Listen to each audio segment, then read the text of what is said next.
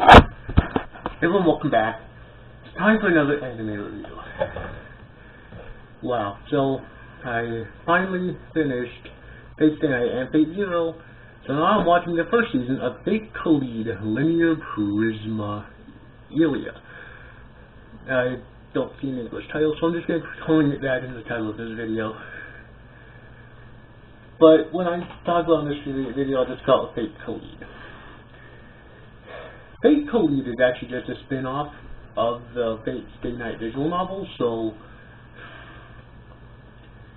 if you haven't watched the first two animes or played the visual novel, you actually don't have to understand the story of this series, okay? I definitely recommend it, obviously, but you don't have to. Alright. Here's the manga, the second manga, and the third manga. First anime only lasts for 10 episodes, plus like one OVA and I think like 4 or something of specials. And the second season's already started. I've been considering doing episodic reviews of it. At the time of recording this, the first episode's already out, and the second episode's coming out tomorrow.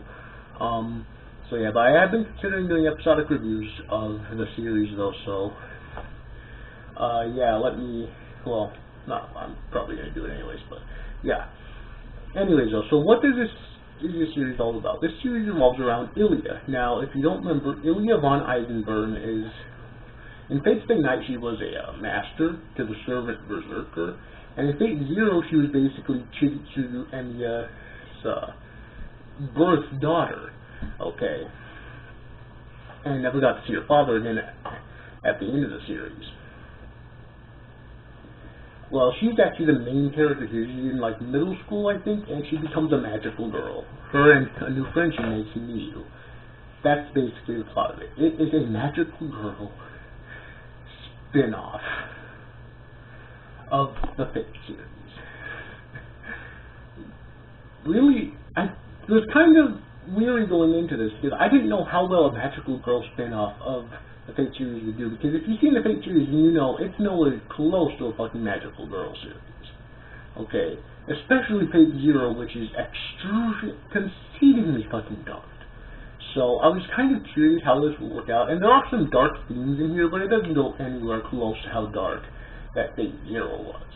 Really, if it did, you could call it another entry into the genre of the magical girl deconstructions, only using fake characters, but no. Now, in terms of Miyu, I honestly thought she was going to be Sakura at first, looking at the poster, but no, she's a completely original character. Although there is another girl in Illya's class that does kind of look like Sakura, but I'm not sure if she is or not. I don't remember if she was ever actually named. So, yes. Anyways, we also have Rin Tosaka here. Her and another original character, this rich bitch, basically. Were the magical girls at the beginning of the series, but basically they're magic wands which can speak and have personalities of their own. Due to their personalities, turned on them, and later on in the first episode made Illya and Miyu magical girls in their place. And the purpose of these two magical girls is to collect what's known as the class cards. Now the class cards have a specific class on it that present in the actual Fate series, such as Saber, Rider, Berserker, what are the other ones? Lancer, Archer, don't remember what the other two are, but there's 7 of them basically, but there's 7 normal classes that are found in the Fate series. And you can either use these to summon the specific class to your aid in a fight, or you can use them to give yourself the powers of these specific class, or well, they actually don't call them servants in the series, but the specific class, which apparently is the true purpose of the class cards. And that sums up the plot of the series. It's just Illya and Miyu going around and collecting the class cards together. In order to collect the class card, they have to fight off a monster or an enemy of the class that's sealed inside of the card. And once they do, then they can collect the actual class card. Now, I really loved this series. Okay, first off, through the specifics, I've got to get them out of the way first. Directed by Shin Onuma and Takeshi Sakamoto and Miki Minato, and it's written by Kenji Inoue and Hazuki Minase, and the music's by Tatsuya Kato, and it's by Studio Silverlink, and it originally ran from July 12, 2013 to September 13, 2013, with a total of 10 episodes and 1 OVA and 4 specials. Which the OVA was normal length, but all the specials were shortened, basically. They were anime shorts, essentially. Which I enjoyed all of them, really. So yes, now, the plot is very simple, but it works. And despite being a magical girl series, although I wouldn't say it went nearly dark enough to be considered a deconstruction, to say what Madoka was, it definitely had some dark themes thrown in there, and a lot of drama, which I enjoy very much. I love how the drama was handled in this series. Really, I didn't have any major issues with it, with this anime. And it is just a spin-off, so I guess I could say, I'm actually kind of surprised how well Silverlink did with it, because, I mean, I'm not saying Silverlink's a bad animation studio, but I don't recall them doing anything that I've seen that really wowed me. And this wasn't, fucking phenomenal, but it definitely did. Well, I don't know if I'd say it really did the Fate franchise justice, because it is just a magical girl spin-off.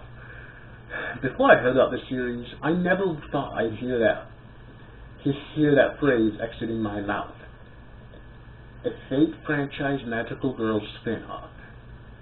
It's just so weird, but somehow it worked, and Silverlink made it work. Okay. So really with the plot and characters, no issues, like, I mean, I especially love to see Rin Tosaka, because Rin's, in Fate Stay Night and Fate Zero, was actually in Fate Stay Night anyway, she was my second favorite character. In Fate Zero she wasn't, but that actually was Churu Amiya, but in Fate Stay Night she was my second favorite character. I loved seeing her in there.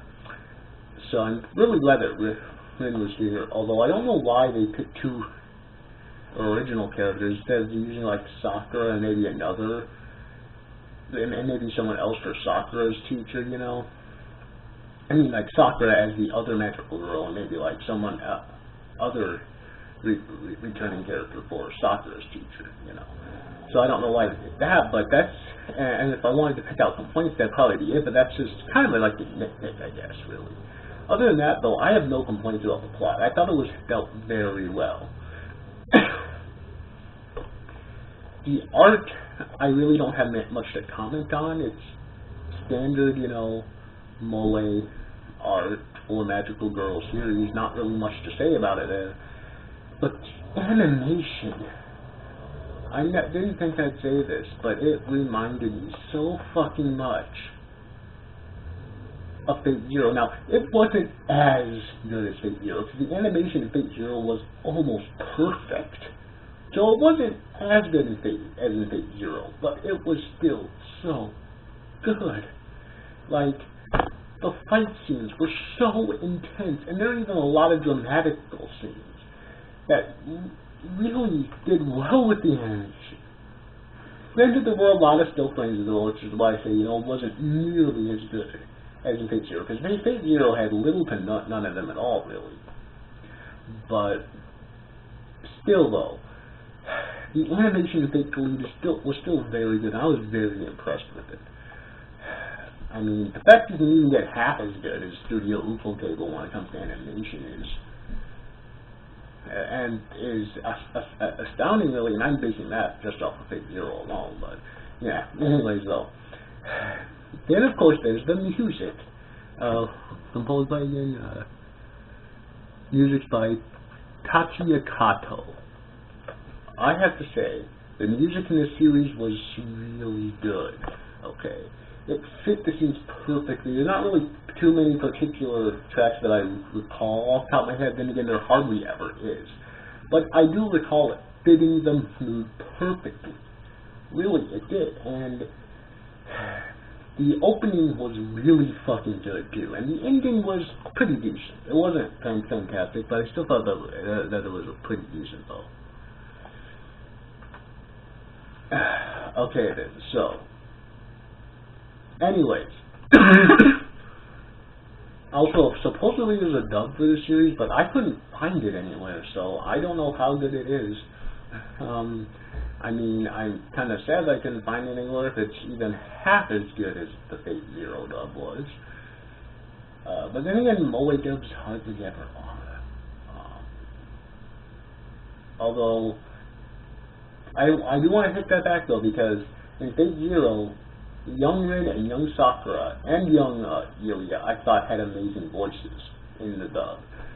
So there are definitely voice actresses out there that can pull it off in fucking spades. They're just probably few and far between. Anyways, though, what more is there for me to say about this series?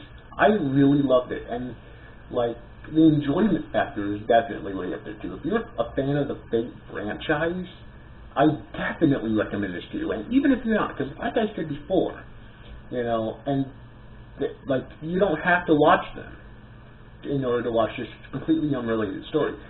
This would have been just as amazing if it came out before the, you know, before the visual novel did. Okay, like no one knew about the Fate franchise at that point. It still would have been just as amazing. Because that's just how it was written. It does not tie in at all. It's just a spin-off, Magical Girl spin-off with some of the same characters and a whole lot of new characters, okay? Anyways, I think I'm just going to about wrap up this review, though. I very much love this series, and I definitely recommend it, especially if you're a fan of the Fate franchise, and you want to see some of your favorite characters in action again, such as Illya, well, Illya, right, anyways, as well as seeing a lot of the servants, such as Saber as well. Yes, Saber is in this, and she's as fucking awesome as ever. Anyways, overall, I hope you enjoyed this review, guys. So you got the guys from watching. Bye bye.